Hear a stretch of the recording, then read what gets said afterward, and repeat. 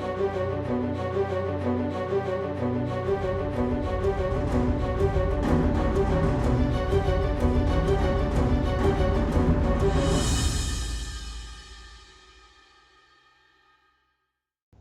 up, channel? It's FoRePLayy, and this is another commentary. In this commentary, I actually have a special guest. This is Josh, aka Hysteria, my teammate, the duo. I've been a duo with him for quite some time now. I'm going to let him introduce himself after I tell you this is Yemen Hardpoint Doubles, and right now in doubles, I think we're 3 or 4-0, and I'm going to actually put the link of his Twitch below at the end, but we'll talk about that later.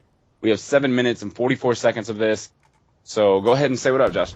What's up, guys? This is Hysteria with Now Esports. It's been a duo FoRePLayy for about, what is it now, 6 months?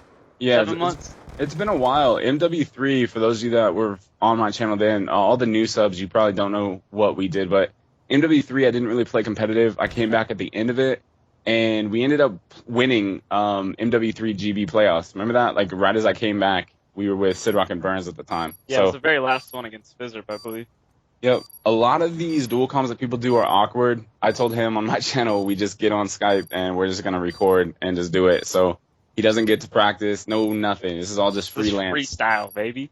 Yeah. So in this commentary, I want to talk about what we did in Black Ops 2 and what the progressive future is for us. And I kind of just want to get him more familiar with the channel because we're actually got something planned with the release of Black Ops 2 where we're going to be together, and that's going to be a vlog situation. So I want him to be familiar with my channel and you guys to be familiar with him a little bit more before we just kind of jump into that. So go ahead, explain yourself, explain a little bit where you started, and yeah. Just like from where I first started competitive? Yeah, let's go ahead and have them hear this story because this is an embarrassing story for him. And he doesn't like to bring it up, but I tell him, man, this is what people like. They like to hear the struggle because a lot of you guys are amateur players, or not even amateur players. Like a lot of you guys are players that are on the bottom right now. And once you're on the bottom, or once you've been to the bottom, you know what it feels like to kind of slowly rise up that chain, you know. So if you could just go ahead and talk to them about it. All right, guys. So when I first started competitive, I was a big Envious fan. I can't lie. Back when the original roster was FoRePLayy, Stainville, Nemesis, and I think Fierce. This is 2008, and you guys are going to laugh at this story, and it's funny that he can admit this, but I interrupted, so go ahead. Yeah, my gamer tag actually used to be II Clutch Envy, and what I used to do, honestly, I would just stalk these guys around and pretend I was part of their team. I really don't know why I did it. I think it was just kind of to climb that social ladder and kind of get my name out there. In case you guys don't know what he's talking about, you know the guys that you'll see in lobbies that'll say like Optic so-and-so, or so-and-so Envy, and they're not really, all those guys. Yeah, or they're not really affiliated with that team or that org at all. It's kind of like a fanboy. A lot of people call him fanboys, and he can admit that he was that. I've known him since 2008. He was a young lad then. Yeah, since I was 13. Yep, he was 13. He's 19 now. And yeah, so go ahead and keep going. Yeah, basically from there, it was just, I guess, like a ladder I had to climb. It made it a lot harder. So I had to go from II Clutch Envy. I kind of had to brush all that, I guess, like adversity. I had to persevere through a lot of stuff. So I couldn't find teams because people always knew who I was, no matter what gamer tag I went to. So going into Modern Warfare 2, I still didn't have a good team like I wanted. I actually had I think I went through that phase again. I think I was Evolve Envy. I kept going back to that because I had a lot of like people wanting to, I guess, be with me because they thought I was an NVS. Yeah, so he tried to use the brand pretty much, and that, you know what I mean? Like, I call that the hustle. But he tried to use the brand to get known, and I used to know him. I'd be like, man, change your damn gamer tag. Like, you know, like I remember getting in a party with him, and I was like, bro, why is your gamer tag that? And this was like when I was playing every day. Like, I didn't get off the game. I was 24/7 on it. We were winning 24/7, and I was like, who is this? Who is this guy?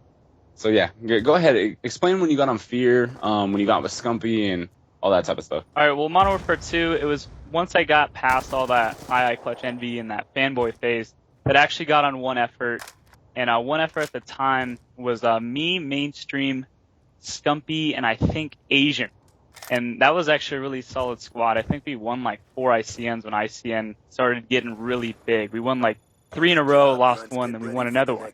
Yeah, for you guys, if you don't know that what ICN is 360icons.com. That's a tournament site. It pretty much was the only rival tournament site to Game Battles at the time. It kind of started streaming too. Like Ego was the first big streamer at the time. But anyways, basically that was the squad. We were dominating ICN, and then out of nowhere, I got an offer from, I didn't get an offer. I think NVS Blue opened up, a spot opened up on their team. And I was still whipped about the NVS name. I think Proofy had gone to, go ahead, my bad. Oh, no, I just want to, I kind of hop in so I can fill them in so they're not lost with the situation. NVS Blue opened up because NVS Black at the time was myself, Sharp, Stainville, and Proofy, right? I think Proof was on NV Blue with Ego, Merc, and Fierce. And then he left for you guys. Yeah. So Proofy left Blue for us, and then that opened up a spot for Hysteria. So he's been teaming with all these other pros since forever ago. He just never caught the break because, tell him about the LAN situation. I couldn't travel. My parents had no clue what MLG events are, so if your parents don't know, I suggest you let them know. Because my parents thought it was just like going into some dude's basement.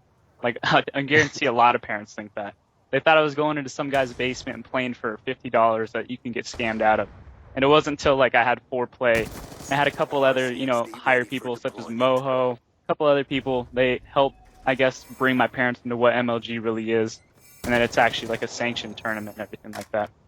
Yeah, so he gets finally able to travel. I end up like establishing a relationship with his dad, talking to him or whatever over Skype, saying, hey, this is what MLG is, trying to get him more familiar because I wanted to come back and team with this guy because of just his work ethic to get somewhere. And he's been through a lot. And I was at a point where, hey, I was teaming with all these pros, and I told him, I was like, dude, I want to team with people that weren't pros, that haven't done this, and I kind of want to make him rise from the bottom, I guess. And he can admit, like I said that, but I'll go ahead and explain the whole Black Ops getting started, the transfer from MW3 for us, and I guess how we went from Caliber Icons, Aware, and now Denial. All right, so, and I guess at the beginning of Black Ops 2, you joined for NVS, so I had no idea what I did. Where did I go? I actually went to Status Quo. That was because, I guess I knew they were coming to Call of Duty, and I actually played against Enable and Flamesword. This is right as Sky went to NVS, and I think yet again, for those of you that don't know, Status Quo is a Halo team.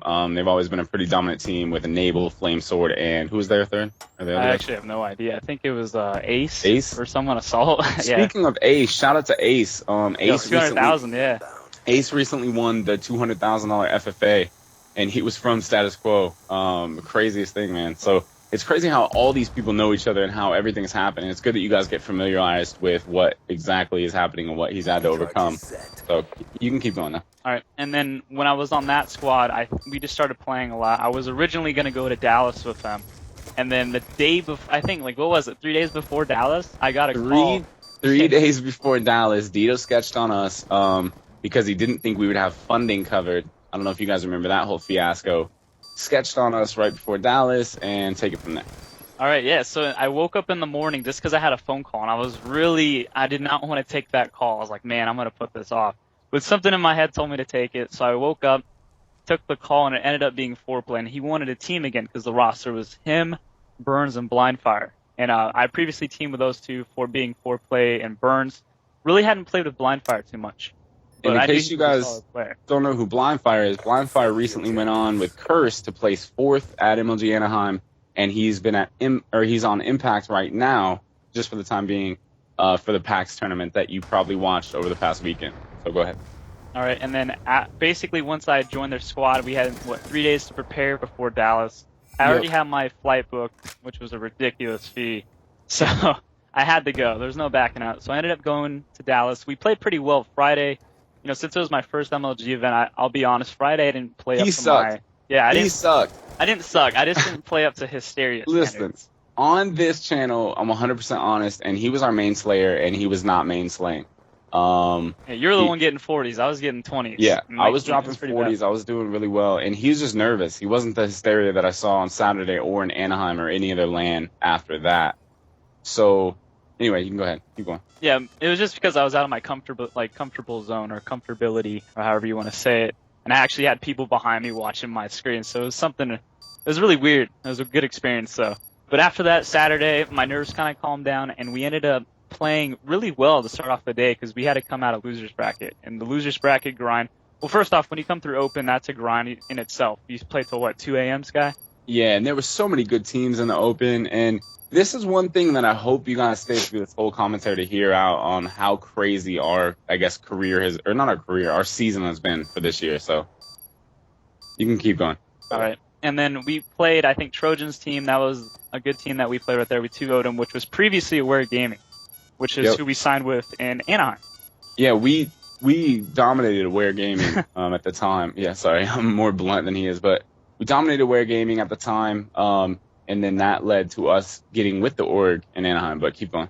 So. All right, so after we played Aware, we went on to another team, Hex P. I'd never heard of Hex P. I mean, I heard a couple things that they were like an online team or whatever, and we went into, I think, Slum's Hardpoint. We were so confident. I think everyone on our team literally had above 34 kills. Yeah, it was ridiculous. Yeah, Hex P, for you guys that don't know, it's Chino, Gucci, Tipsy, and I forgot their fourth. Yeah, I don't remember their fourth either, to be honest, but it was a solid squad. I think it was 9-0. I'm not sure who it was. They ended up actually doing really well the entire tournament, and they 3-2'd some teams. They took every team to last map. I think they took Quantic to last map. They took Fear to last map. They were like a crazy upset team, and you can go ahead. Yeah, for us it was a completely different story. We actually went up 2-0 against them. Yep. And something, I don't know what happened. I think we got complacent.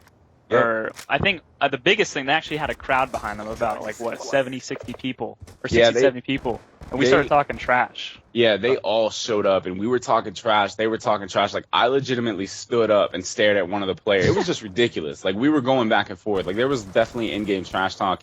It wasn't anything too much. Like, it wasn't too crazy, you know. Not some of the stuff that's happened recently. Yeah, it was. We definitely kept it like a limit on it.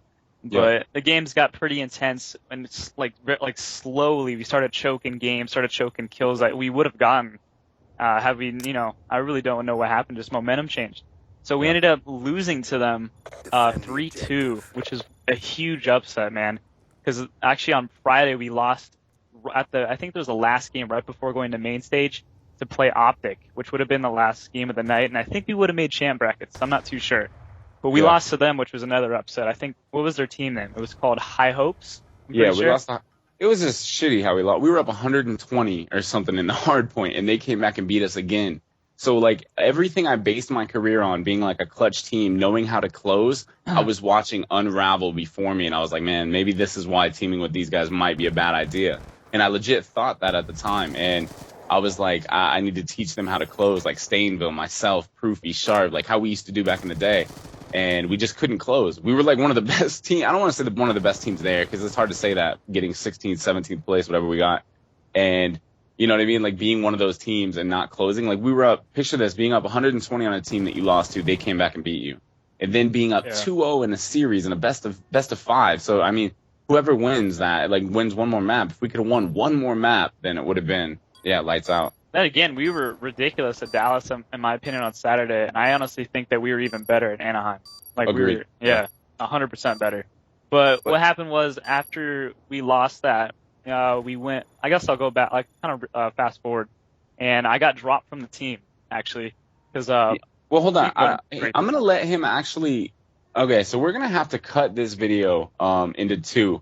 In case you guys are watching this video the whole way through, what I'm going to have to do is, this is going to be part 1, because this, like, I didn't realize how long this commentary was going to be, but this is going to be part 1. Hopefully we got your attention for part 1. I'm going to have to change this gameplay from being the Yemen hardpoint doubles, and I'll do that for the next one. This one is actually going to be a 12 kill search and destroy I got, which was a crazy GB match with Denial, with our actual team.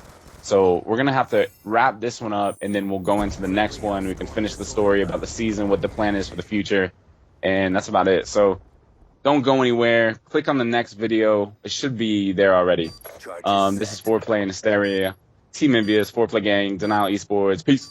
Peace.